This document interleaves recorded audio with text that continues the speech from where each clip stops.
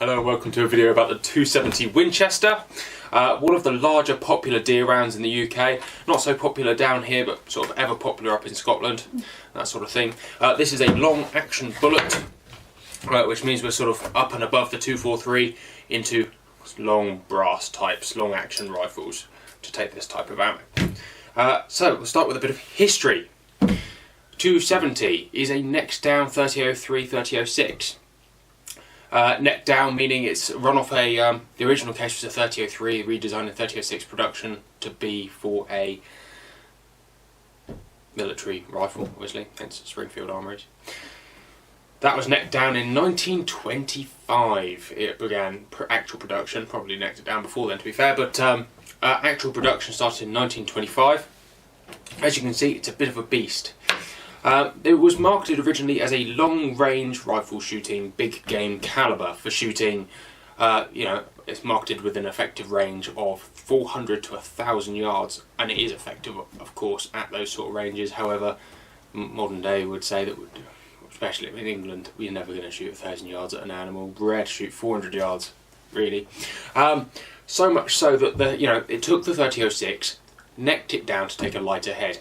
Whereas the 3006 ran on bullets somewhere from about 150 to 220 grains box production weight, these guys were knocking out bullets at 110, 130 grain weight. So you got the same powder capacity with a smaller, lighter head, with greater pressure behind it, obviously, because it's smaller hull, producing higher speeds. Very, very popular after World War II. Didn't really take off to start with, apparently. I don't know, I wasn't there. Very, very popular after World War II, and that's why people view it as an old-fashioned round, because it's been around a long time. Longer than your 308s and 243s for sure. The reason it's less popular is because it is a bit vicious.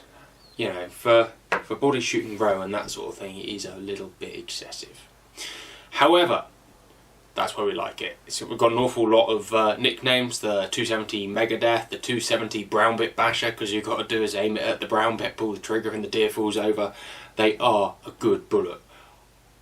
For those of you who don't want to chase stuff or on higher, larger deer species, it's great. Shot muntjac with them, not a great thing.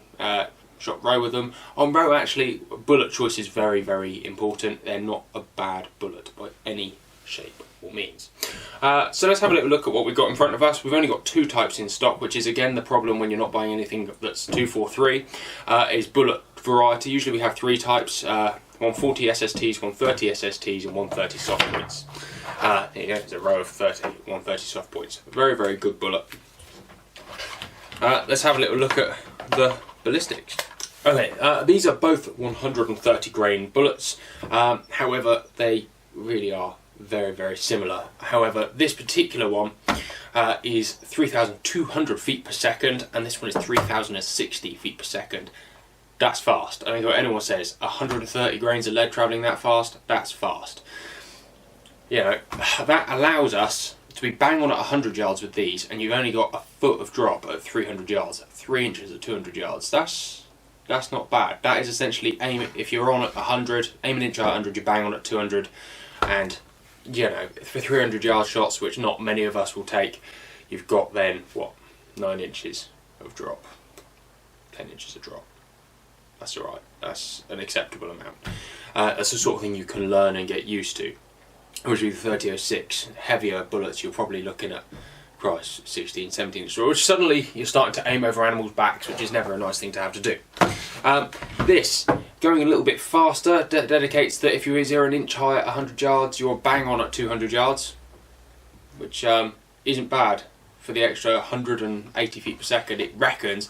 And these are just reckonings on boxes, it's worth noting. You don't actually know what you're going to do until you've actually gone out and shot paper. Obviously, your rifle will shoot different because these are, I don't know, with some Mystic rifle at the factory. Your rifle will shoot different, barrel length matters, the moderator you've got on it will make a difference. Everything you've got will change the setup somewhat. However, this then reckons if you're bang on at 200 yards, you've got 5.7 inches of drop at 300 yards.